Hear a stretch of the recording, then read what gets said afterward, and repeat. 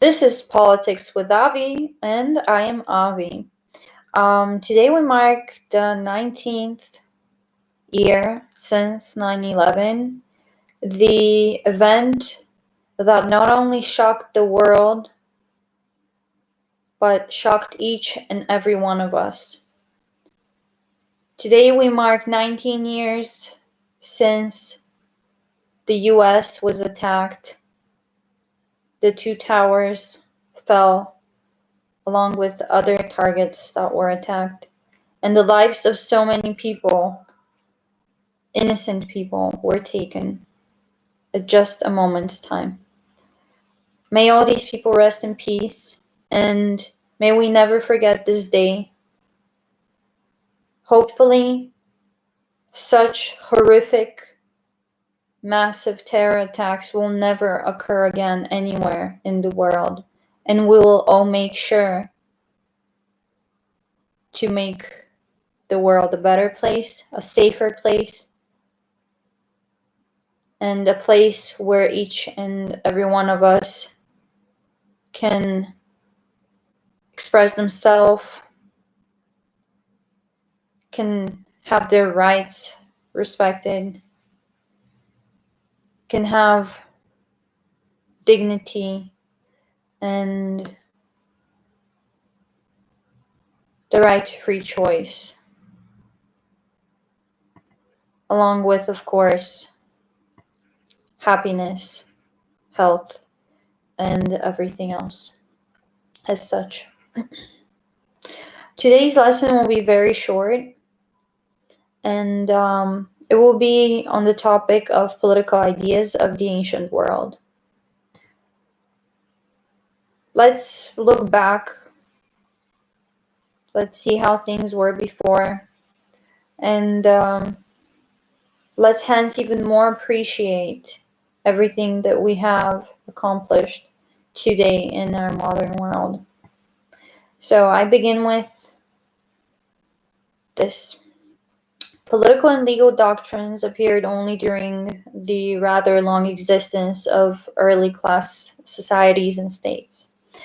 The myths of a number of people who speak of the initial direct rule of the gods, who then taught people the art of government and transferred power to early rulers. Accordingly, we can also speak about others, as for example, according to ancient Babylonian and ancient Indian myths, the gods being the sources of power of the ruler, at the same time they continue to remain arbiters of earthly affairs and human destinies. Confucius developed the patriarchal, paternalistic concept of the state. The state is interpreted by him as a large family. The power of the emperor is likened to the power of his father, and the relations of the rulers and subordinates are similar to family relations, where the younger ones depend on the elders. The socio-political hierarchy of people is based on the principle of inequality of people. Thus, Confucius advocates an aristocratic concept of government. In the state, according to Democritus, the common good and justice are represented. The interests of the state are above everything and above all, and the concerns of citizens should be directed towards its best device and management. To maintain state unity, unity of citizens, their mutual assistance, mutual protection, and brotherhood is required. Laws, according to Democritus, are designed to ensure comfortable life for people in the polis, the city. But in order to really achieve these results, appropriate efforts on the part of the people themselves, their obedience to the law are necessary. Laws, respectively, are needed for ordinary people in order to curb their inherent envy, contention, mutual harm. From this point of view, a wise person does not need such laws. The ideal state of Plato is the just rule of the best. In this, he shares the natural legal position of Socrates that the lawful and fair are one and the same, since they are based on the divine principle.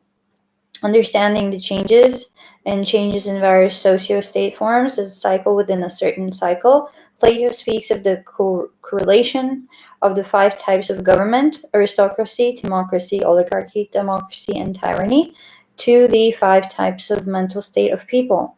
The state, according to Aristotle, is a product of natural development. In this regard, it is similar to such naturally occurring primary communications as the family and the village. But the state is the highest form of communication, embracing all other communications. In political communication, all other forms of communication reach their goal and completion. Man is a political being by nature, and the development of this political nature of man is completed in the state.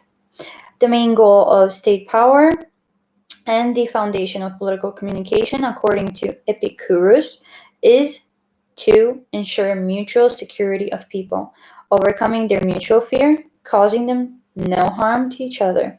True security is achieved only through a quiet life and distance from the crowd. Proceeding from this, the state and the law are interpreted by Epicurus as the result of an agreement between people on their common benefit, mutual security. At the heart of the civil hostile, according to the Stoics, is the natural attraction of people to each other, their natural connection between themselves. The state, therefore, acts as a natural association and not an artificial, conditional, contractual entity. In the conditions of a slave-owning society, where slaves were not independent subjects of political and legal life and remained only objects of foreign property, the struggle for political power unfolded within a privileged minority. A wise statesman, according to Cicero, must see and foresee the ways and turns in the affairs of the state in order to prevent the unfavorable course of events, changing forms of government in a harmful way, deviation from the common good and justice, and in every possible way to promote the strength and longevity of the state as a common law and order. The person in charge of the affairs of the state must be wise, fair, restrained, and eloquent. It should, in addition, be well versed. He or she. It is not the proper word. I'm sorry, but it is the best way to explain it. The entity that will be in charge, in addition, should be well versed in the teachings of the state and own the fundamentals of law, without which no one can be fair. Thank you so much for listening to this lecture, and I hope it was as educational as I would have wanted it to be. See you guys next time.